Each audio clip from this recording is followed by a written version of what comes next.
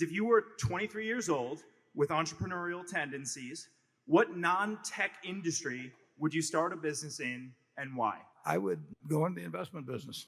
I would look at lots of companies and I would go and talk to lots of people and I would try to learn from them what I could about different industries. When I was 23, if I got interested in the coal business, I would go out and see the CEOs of 8 or 10 coal companies. And the interesting thing was I never made appointments usually or anything. I just dropped in, but they fellow from Omaha, he couldn't be too harmful. So they'd always see me.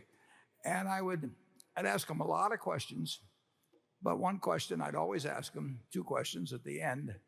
I would ask them if they had to put all of their money into any coal company except their own and go away for 10 years and couldn't change it, which one would it be and why?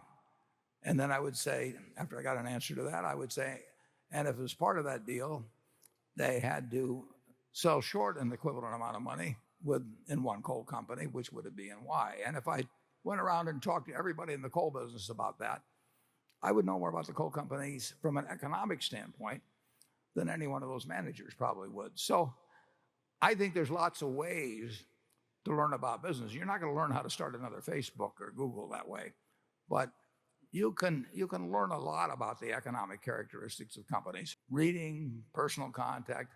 You have to have a real curiosity about it. I mean, I don't think you can do it because your mother's telling you to do it or something of the sort. I think, it really has to turn you on. And I mean, what could turn you on around asking questions about coal companies? Yeah, that maybe be a little odd too.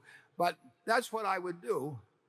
And I might, in the process of doing that, find some industry that particularly interested me. In my case, the insurance industry did. And you might become very well equipped, even perhaps to start your own insurance company, but perhaps to pick the most logical one to go to work for. Learning things, something will come along that you'll find extremely useful to do. I mean, open to it. Charlie? Well, you might try a version of the trick that Larry Bird used. When he wanted an agent to negotiate his new contract, he asked every agent why he should be selected. If he was not going to be selected, whom the agent would recommend. And since everybody recommended the same number 2 choice, Larry hired him and negotiated the best contract in history. Yeah. There are a lot of tricks that people use. We did the same thing as Solomon, actually. It was a Saturday morning when I called, and you were there, Charlie, weren't you? Yeah, sure. I called in, I don't know whether it was 8 or 10 of the managers. I just gotten in there on Friday afternoon, and now it's Saturday morning, and we had to open for business Sunday night in Tokyo, and I had to have somebody to run the place. So I called in 8 people, and I said, beside you would be the person to run this and why. One guy told me that there was nobody compared to him. He was gone from the firm within a few months, but it's not a bad system to use.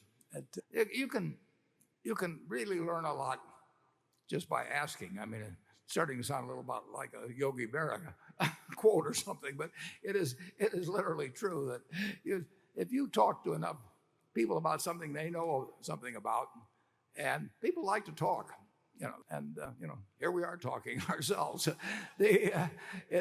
And you just have to be open to it, and you will find your spot. You may not find it the first day or the week or month, but you'll find what fascinates you. I was very lucky because I found what fascinated me when I was 7 or 8 years of age. But some people find chess or music, fascinates them when they're 4 or 5. If you're lucky, you find it early, and sometimes it takes you longer, but you'll find it. If it's a very competitive business and it plainly requires qualities that you lack, it should probably be avoided. When I was at Caltech, I took thermodynamics, and Homer Joe Stewart, who was a genius, taught the course. And it was perfectly apparent to me that no amount of time or effort would turn me into a Homer Joe Stewart. He was utterly, impossibly more talented than I could be. Gave up. I immediately decided I wasn't going to try and be a professor of thermodynamics at Caltech. And I've done that with field after field, and pretty soon there was only 1 or 2 left.